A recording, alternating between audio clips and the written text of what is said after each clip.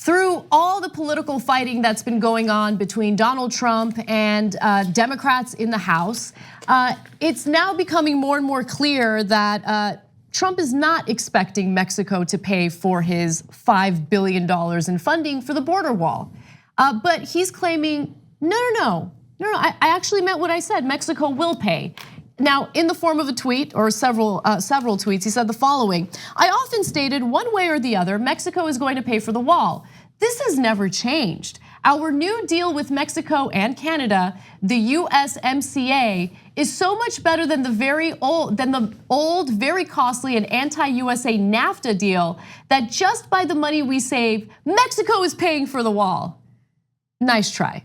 Because if that, by the way, if that were the case, if that were really the case, then why is he losing it over this spending bill and the inability to receive the $5 billion that he wants for the border wall? So, number one, of course, there's no real truth to that, but the second part is even funnier. Well, he might actually be jeopardizing the deal, because there's already a bunch of progressives who do not like that deal. So when the new Congress comes in, they don't want to vote for the new trade agreement. Now, if he says, well, that's how I'm paying for the border wall, it will drive other Democrats to oppose it, because then it'll seem like they are helping Donald Trump build a border wall and supporting his crazy idea that Mexico is paying for it through this trade agreement. It creates a lot of political pressure for the Democrats to vote no. And remember, in the next Congress, Democrats hold a majority in the House. So as usual, Donald Trump being terribly counterproductive and putting himself in a hole he didn't need to be. Look, if the USMCA passed, and then afterwards he was like, oh yeah, that's how Mexico paid for it in a roundabout way, but good enough, check, right? It'd be absurd, but at least it wouldn't jeopardize the deal. Now, I don't, whether we're happy that the deal is jeopardized is a different question, but he wants it passed, and he's been bragging about it. And he did basically what I told you he was gonna do right when he first came into office. He was against some of the trade deals, theoretically, and that's what he said to win the election. And I told you it was BS, that what he was gonna do when he got in was go, oh yeah, I made it better. The only part of my prediction that didn't come true was I thought he was going to literally rename the trade deals after himself. I thought he was going to take the Trans-Pacific Partnership and call it the Trump-Pacific Partnership and be like, it's now much better. It's a great, great deal. But that's in essence what he did with NAFTA.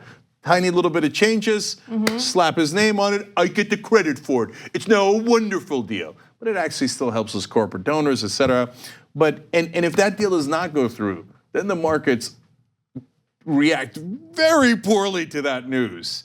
And well, the market he just has no idea what he's doing. No. He's so, you gotta do homework.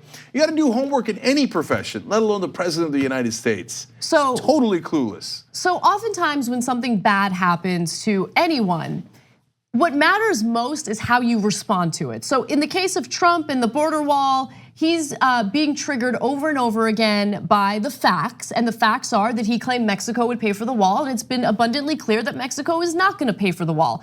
Us, US taxpayers, if this funding goes through and is appropriated, we would end up paying for the wall. Now, he's trying to solve this situation or respond to the critics in a way that he thinks is effective, but instead he's compounding the situation or the problem. And the way he compounds it is by digging himself in an even deeper hole. And that's what he did with the so-called, rewritten or renegotiated NAFTA deal. Anna, I just figured out what his ultimate plan is.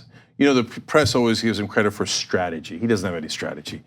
But maybe in this case, he's digging the hole to plant the wall. 2 easy ways to follow the Young Turks. One is hit the subscribe button down below, then you're a TYT subscriber. And second is ring the bell. And when you do that on YouTube, you're notified of our videos.